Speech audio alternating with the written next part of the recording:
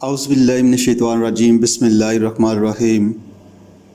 محترم سامعین کرام السلام علیکم۔ سامعین، آج کا ہمارا موضوع ہے انقلاب نبوی صلی اللہ علیہ وآلہ وسلم کے بین الاقوامی مرحلے کا آغاز۔ وما ارسلناک الا کافۃ للناس بشیرا ونذیرا، خاتم النبیین اور آخر المرسلین ہونے کی حیثیت سے ان حضور صلی اللہ علیہ وآلہ وسلم پر نبوت اور رسالت کا صرف اختتام ہی نہیں ہوا بلکہ اتمام و کمال بھی ہوا ہے۔ نبی اکرم صلی اللہ علیہ وآلہ وسلم دو بعثتوں کے ساتھ مبعوث ہوئے، ایک بعثت خصوصی اہل عرب اور ایک بعثت عمومی پوری نوع انسانی کی طرف۔ اگرچہ نظری طور پر تو یہ بھی ممکن تھا کہ ان حضور صلی اللہ علیہ وآلہ وسلم اپنی ان دونوں بعثتوں کے ضمن میں اپنے فرائض منصبی کی ادائیگی کا آغاز بیک وقت فرما دیتے،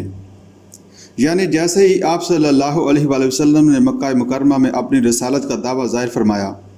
اسی وقت آپ صلی اللہ علیہ وآلہ وسلم امراء اور سلاطین کے نام خطوط ارسال فرما دیتے۔ لیکن آپ صلی اللہ علیہ وآلہ وسلم نے اپنی دعوت و تبلیغ میں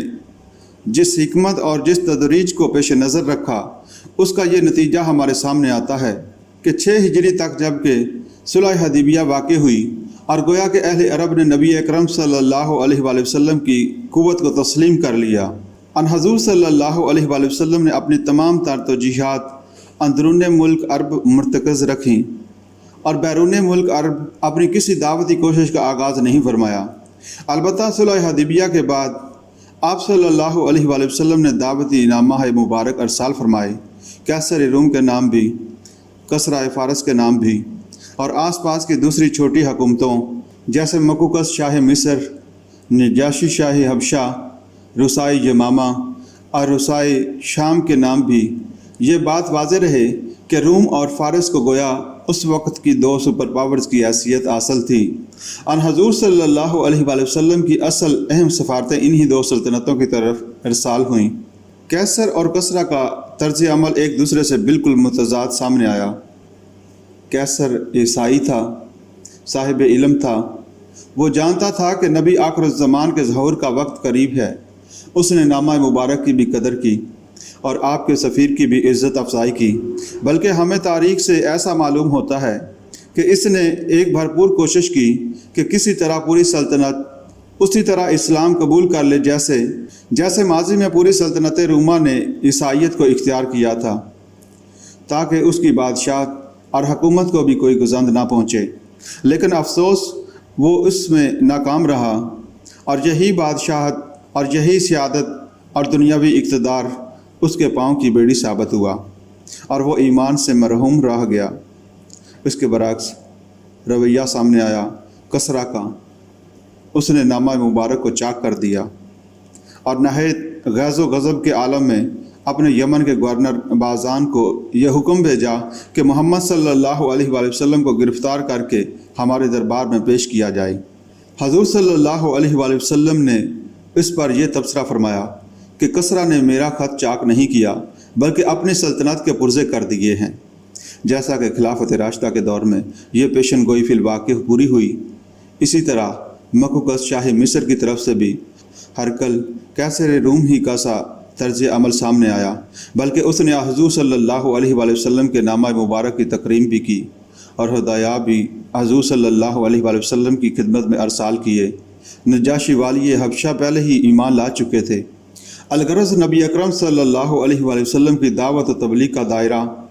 اس طرح ملک عرب سے نکل کر اطراف و جوانب کی طرف وسعت اختیار کر گیا۔ اسی زمن میں یہ واقعہ پیش آ گیا کہ رسائی شام میں سے ایک شخص شرجیل بن عمر نے نبی اکرم صلی اللہ علیہ وآلہ وسلم کے سفیر حضرت حارث ابن عمیر رضی اللہ تعالیٰ عنہ کو شہید کر دیا۔ یہ تھا وہ واقعہ جس کے نتیجے میں قصاص کے لیے نبی اکرم صلی اللہ علیہ وآلہ وسلم نے ایک جیش روانہ فرمایا، اور یہ گویا کہ تمہید ہو گئی سلطنت رومہ کے ساتھ ایک مسلح تصادم کی۔ چنانچہ 3000 کا ایک لشکر نبی اکرم صلی اللہ علیہ وآلہ وسلم نے حضرت زید ابن حارثہ رضی اللہ تعالیٰ عنہ کی سرکردگی میں اس قتل کے قصاص کے لیے روانہ کیا۔ ادھر سے شرجیل بن عمر 1,00,000 کا لشکر لے کر چلا۔ جب حضرت زید ابن حارثہ رضی اللہ تعالیٰ عنہ کو اس کا علم ہوا تو انہوں نے مجلس مشاورت منعقد کی۔ 3,000 اور 1,00,000 کے مابین ظاہر ہے کہ کسی مقابلہ کا کوئی سوال نہیں تھا، لیکن صحابہ اکرام رضی اللہ تعالیٰ عنہم نے اس بات کو سامنے رکھا کہ ہم تو اصل میں شہادت کے طلبگار ہیں، ہمارے لیے فتح یا شکست بے معنی ہے، ہمیں تو جام شہادت نوش کرنا ہے۔ چنانچہ موتا کے مقام پر مقابلہ ہوا۔ حضرت زید ابن حارثہ رضی اللہ تعالیٰ عنہ شہید ہوئے۔ حضور صلی اللہ علیہ وآلہ وسلم کے حکم کے مطابق ان کے بعد حضرت جعفر طیار رضی اللہ تعالیٰ عنہ نے علم سنبھالا، وہ بھی شہید ہوئے، اور ان کے جسم پر زخموں کو گنا گیا تو 90 زخم تھے۔ ان کے بعد حضرت عبداللہ بن رواحہ انصاری رضی اللہ تعالیٰ عنہ نے علم سنبھالا، وہ بھی شہید ہوئے۔ ان کے بعد حضرت خالد بن ولید رضی اللہ تعالیٰ عنہ نے کمان سنبھالی، جنہیں حضور صلی اللہ علیہ وآلہ وسلم نے اسی معرکے میں صحابہ رضی اللہ تعالیٰ عنہ کو کامیابی سے دشمن کے نرغے سے بچا لانے پر سیف من سیوف اللہ کا خطاب عطا فرمایا۔ اگرچہ مقابلہ تو بہرحال نہیں ہو سکتا تھا اور عام معنی میں فتح حاصل ہونی عقلاً محال تھی، لیکن حضرت خالد بن ولید رضی اللہ تعالیٰ عنہ نے کمال تدبیر کے ساتھ اپنے لشکر کو غنیم کے نرغے سے نکال لیا اور واپس تشریف لے آئے۔ جنگ موتا جو 8 ہجری جمادی الاولیٰ کے مہینے میں ہوئی، یہ گویا کہ پہلا مسلح تصادم تھا نبی اکرم صلی اللہ علیہ وآلہ وسلم کی قائم کردہ اسلامی ریاست کا وقت کی ایک عظیم مملکت سلطنت روما کے ساتھ۔ اس کے بعد کچھ خبریں ملنی شروع ہوئیں کہ رومی فوجیں جمع کر رہے ہیں اور حملے کا ارادہ رکھتے ہیں۔ غسان کے تمام قبائل مجتمع ہو کر مدینہ منورہ کی طرف پیش قدمی کے نقشے بنا رہے ہیں، تو نبی اکرم صلی اللہ علیہ وآلہ وسلم نے خود اپنی طرف سے اقدام فرمانے کے لیے تمام مسلمانوں میں ایک نفیر عام کا اعلان کروا دیا۔ یہ وقت گویا کہ بڑا ہی نازک تھا۔ سلطنت روما کے ساتھ ٹکراؤ کا آغاز ہو چکا تھا، وہ سلطنت کے جس کے پاس لاکھوں کی سٹینڈنگ آرمیز موجود تھیں، جن کی فوجیں پوری طرح تربیتی یافتہ اور قائد و حرب سے پورے طور پر آگاہ اور ہر طرح کے اسلحہ سے پورے طور پر مسلح تھیں۔ ان کے ساتھ تصادم کا مرحلہ درپیش تھا۔ چنانچہ نفیر عام ہوئی کہ ہر صاحب ایمان کو اس معرکے میں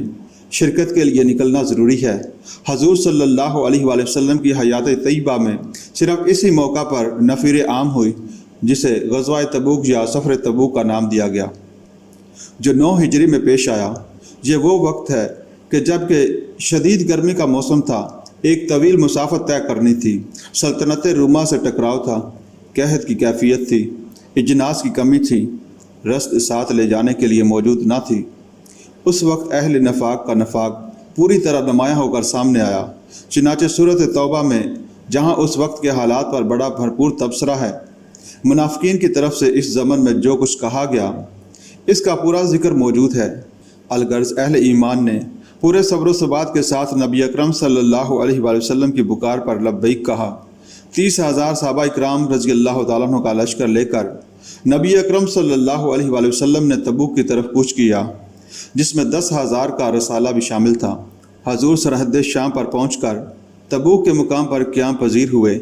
اور 20 دن تک حضور صلی اللہ علیہ وآلہ وسلم وہاں قیام فرما رہے۔ ایسے محسوس ہوتا ہے کہ ہرقل قیصر روم نے مقابلے سے پہلو تہی اختیار کی، اور اس کا سبب بھی یہی معلوم ہوتا ہے کہ وہ صاحب علم تھا اور حضرت مسیح علیہ السلام کا نام لیوا، آسمانی کتابوں کو جاننے والا تھا۔ وہ پہچان چکا تھا کہ محمد صلی اللہ علیہ وآلہ وسلم اللہ کے رسول ہیں، تو گویا کہ یہ بات اس کے سامنے بالکل واضح تھی کہ اللہ اور رسول سے مقابلہ کرنے کے معنی یقینی شکست کے ہیں، لہذا وہ پہلو تہی کرتا رہا، طرح دیتا رہا، مقابلے میں نہ آیا، حالانکہ اس کے پاس لاکھوں کی تعداد میں مسلح فوج موجود تھی۔ تبوک میں حضور صلی اللہ علیہ وآلہ وسلم 20 دن تک قیام فرما رہے۔ آس پاس کے رئیس اور آس پاس کے جو بھی قبائل تھے، ان کے سردار آ کر حضور صلی اللہ علیہ وآلہ وسلم کے ساتھ اطاعت کا عہد و پیمان کرتے رہے، اور اس طرح عرب کی جو ایک اسلامی ریاست قائم ہوئی تھی اسے گویا کہ جزیرہ نمائی عرب میں پورا استحکام حاصل ہو گیا۔ اس کا رعب پورے عرب پر چھا گیا اور اس کی دھاگ اطراف و جوانب پر بیٹھ گئی، اور نبی اکرم صلی اللہ علیہ وآلہ وسلم بغیر کسی مسلح تصادم کے مدینہ تشریف لے آئے۔ اس کے بعد اپنے مرض وفات میں نبی اکرم صلی اللہ علیہ وآلہ وسلم نے پھر ایک جیش تیار کر دیا تھا، جس کی سرکردگی حضرت زید ابن حارثہ رضی اللہ تعالیٰ عنہ کے فرزند حضرت اسامہ ابن زید رضی اللہ تعالیٰ عنہ کو دے دی گئی تھی۔ یہ ہے در حقیقت تمہید اس تصادم کی جو نبی اکرم صلی اللہ علیہ وآلہ وسلم کی حیات دنیاوی کے آخری دور میں وقت کی دو عظیم سلطنتوں کے ساتھ جس کا آغاز ہو گیا تھا، اور یہی بعد میں خلافت راشدہ کے دوران اسلامی فتوحات کا پیش خیمہ ثابت ہوا۔ 9 ہجری میں نبی اکرم صلی اللہ علیہ وآلہ وسلم نے حج کے موقع پر حضرت ابو بکر صدیق رضی اللہ تعالیٰ عنہ کو امیر حج کی حیثیت سے متعین فرما کر روانہ کیا، لیکن جب کہ حضرت ابو بکر رضی اللہ تعالیٰ عنہ روانہ ہو چکے تھے، سورۃ توبہ کی ابتدائی آیات نازل ہوئیں، گویا کہ حضور صلی اللہ علیہ وآلہ وسلم کو حکم دے دیا گیا کہ اعلان کر دیا جائے اس حج کے موقع پر تمام مشرکین کے لیے، عرب کے تمام وہ لوگ جو شرک پر کاربند رہنا چاہیں وہ کان کھول کر سن لیں کہ اب ان کے ساتھ اللہ اور اس کے رسول کی طرف سے کوئی معاہدہ نہیں ہے اور ان سے کامل برات ہے۔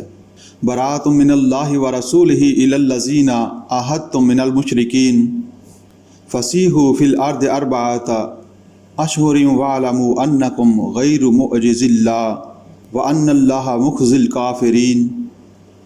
وَأَذَنٌ مِّنَ اللَّهِ وَرَسُولِهِ إِلَى النَّاسِ يَوْمَ الْحَجِّ الْأَكْبَرِ أَنَّ اللَّهَ بَرِيٌّ مِّنَ الْمُشْرِكِينَ وَرَسُولُهُ۔ اعلان برات ہے اللہ اور اس کے رسول صلی اللہ علیہ وآلہ وسلم کی طرف سے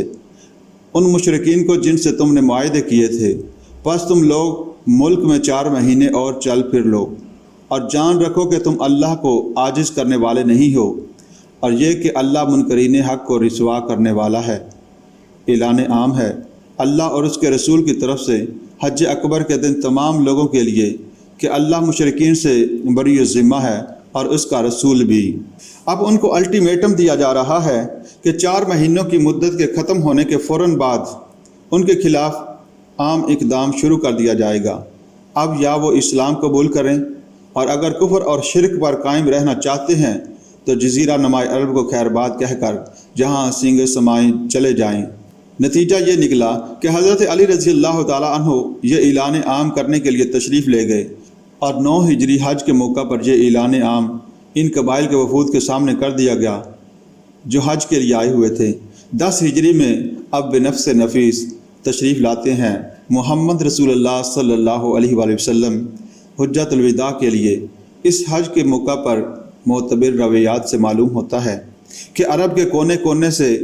1.25 لاکھ کے قریب صحابہ اکرام رضی اللہ تعالیٰ عنہ جمع ہوئے، گویا کہ محمد رسول اللہ صلی اللہ علیہ وآلہ وسلم کی 23 برس کی محنت شاقہ کا حاصل میدان عرفات میں جمع ہو گیا۔ اس موقع پر حضور صلی اللہ علیہ وآلہ وسلم نے عرفات میں بھی خطبہ دیا، مینا میں بھی خطبے ارشاد فرمائے، اور انہی خطبات کو یکجا کر کے خطبہ حجۃ الوداع کے نام سے معصوم کیا جاتا ہے۔ اس میں ایک جانب تو حضور صلی اللہ علیہ وآلہ وسلم نے ابتدا ہی میں اپنے وصال کی خبر دے دی کہ لوگوں شاید کہ دوبارہ اس مقام پر ملنا نصیب نہ ہو۔ اس کے بعد آپ صلی اللہ علیہ وآلہ وسلم نے اپنی تعلیمات کو فنشنگ ٹچز دیے، اہم چیزوں کا دوبارہ اعادہ کیا۔ اسی کے ضمن میں آپ صلی اللہ علیہ وآلہ وسلم نے فرمایا، پوری نوع انسانی سماجی اعتبار سے